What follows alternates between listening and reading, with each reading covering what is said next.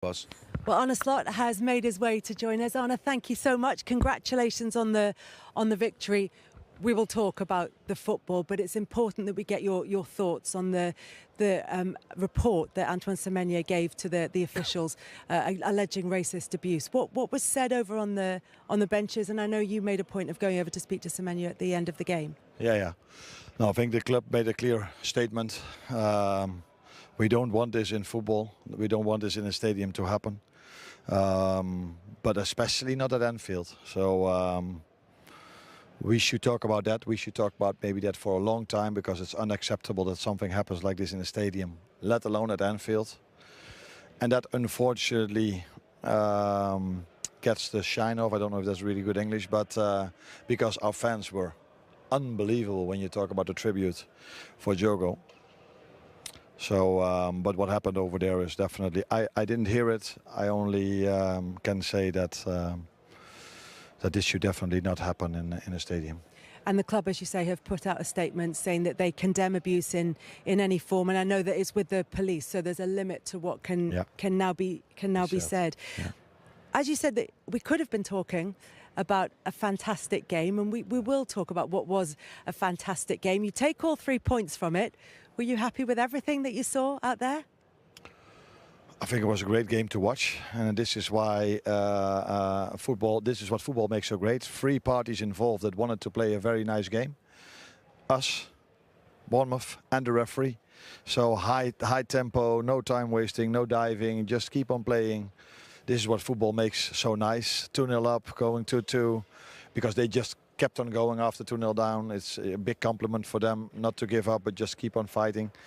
And then we did the same after we conceded the 2-2. And not only we, our fans were at that moment of time. And even before the game, when during the You Never Walk Alone and the tributes for Diogo, the banner they had, it's all together. It should be about that.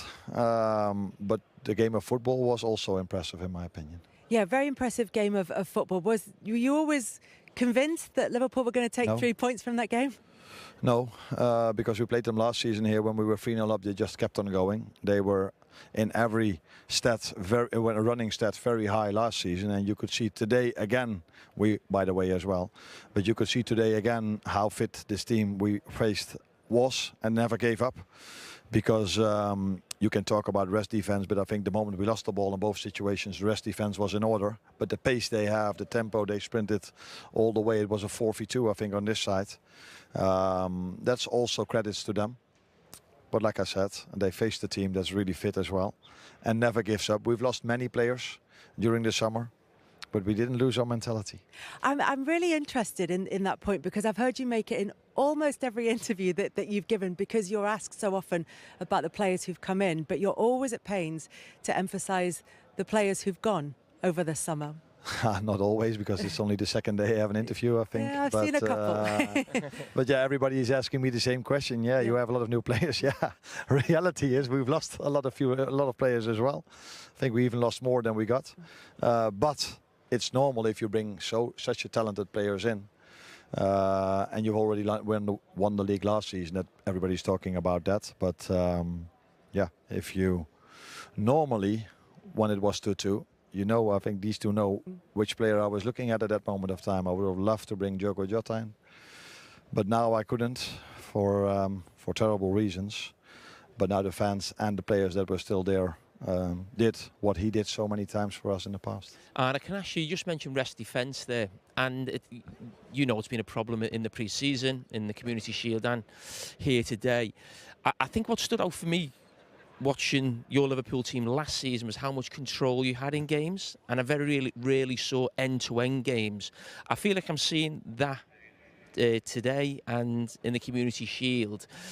Is that a worry for you? Because there's a lot of attacking talent on the pitch now that maybe wasn't there as much last season. Not that we bring more bodies in front of the ball, maybe, but we do have players that are looking maybe for a final pass or a difficult solution in the end phase of an attack a little bit more, because they also have these passes than we had last season. And probably, I'm not talking about a player we lost, but I do talk about a player that was not available last week and not this week, and that's Ryan Gravenberch, who was last season very, very important in these moments as well. So with McAllister only being back 2 or 3 weeks in pre-season, we lost a little bit of that control in our midfield. But yeah, Ryan will be back next week and Maka will be fitter again. And we need to find a better balance in taking the risk, because against Palace we've lost 2 or 3 simple balls that led to counter-attacks. Where here we lost in the 2-1, we lost the ball with a trick as well, where Dominic wanted to do a trick. Could you believe what you were seeing? I mean, I was up on commentary, maybe even got a better view than yourself.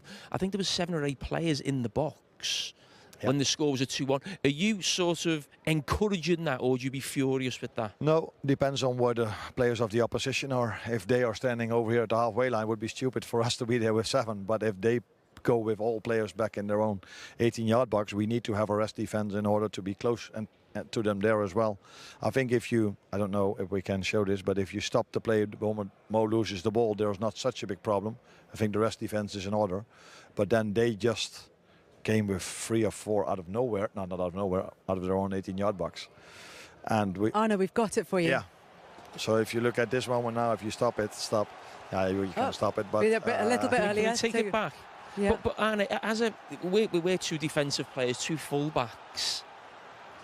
Just take it back a little bit further, if we can. A little bit further. We used to play like this, actually. No, it's fine. No, what I'm saying is, I don't like the fact that Liverpool's 2 full-backs at this stage of the game. Joe Gomez has made an inside run. Andy Robinson's in the box. That, to me, feels too much on the front foot.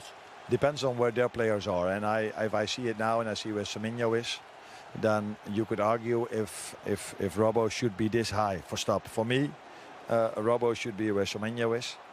And you can argue if all of our midfielders should go inside the 18-yard box now. But that's also who we were and who we are, and that's also why you see such a nice game if you watch Liverpool, because we're not going to go to a low block and defend. Stop.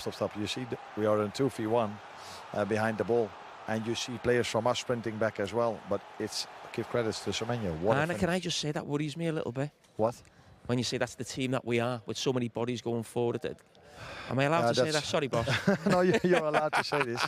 But then you need to support a team that's going to play with 11 players in their own box. I prefer to see this.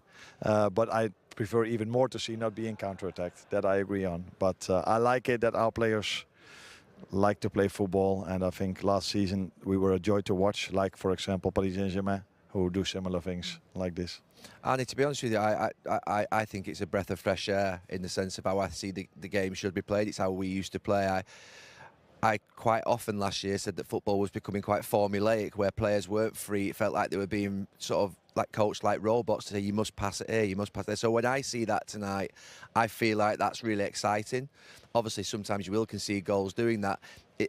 Is this how you're going to play for the rest of the season? Because I think that it's going to be thrilling to watch Liverpool if it is. Yeah, we will try. Although we want to do better in the transition moments, of course. But it's also then, if Mo would have had a shot on goal that went over or a corner kick, is not a problem. So where do you lose a ball is crucial as well.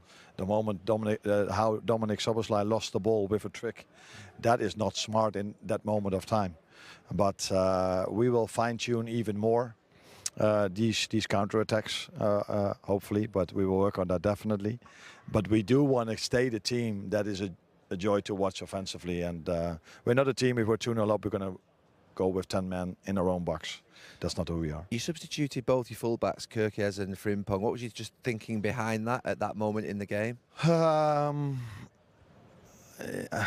looking for the English word, but that wasn't out of luxury. That was because Jeremy Frimpong felt his hamstring at half-time and made a lot of sprints. He was doing quite well, wasn't he? He was doing quite well, but the other fullback, Conor Bradley, is already injured with a hamstring injury, so you don't want to take the risk of another fullback, lose another fullback. Then you could argue, why don't you play Joe Gomez there? But I just said he only had 2 sessions in pre-season, so he wasn't able to play half an hour, so we started with Wata, and our left fullback, Milos Kerkez, is a player that I think the fans like, because in every duel he goes all in. But when you have a yellow card already and you play Semenyo, that's kind of a risk. Yeah. And if you have Robertson as a backup, then that was the reason for those two. And Hugo Ekitike came later in pre-season, has to adapt from, I think I can say that Liverpool is a bit better club than Frankfurt. And the league is probably more intense as well. So for him to be able to play 70 is already a big bonus after being 2 or 3 weeks here. So yeah, that's where we are at the moment, because we lost some players. You need more players, Arnie. No, that's not what I'm saying. That's not what I'm saying. So does that mean there's more to come in the transfer window? I'm not saying we need more. I'm only saying that everybody's only talking they added. No, we didn't add. Till now, we only replaced. And you never know what's going to happen in the window. We do already signed one with Leone. Yes. So that's a good thing. Anna, I will say, when we came here this evening, I didn't think you'd get support from this corner and criticism from that corner. It's not but criticism, that's it's constructive. Kelly, he played under Rafa Benitez. He had 4 defenders that never moved. He had 4 midfield players that never moved. He had 8 behind the ball every week. I'm one of the most famous Champions League fan of all time. Listen, and I spoke to Benitez, and he said that's only because of Jamie, because he has to play in big spaces. He has a problem. Anna, listen, we really appreciate you coming out.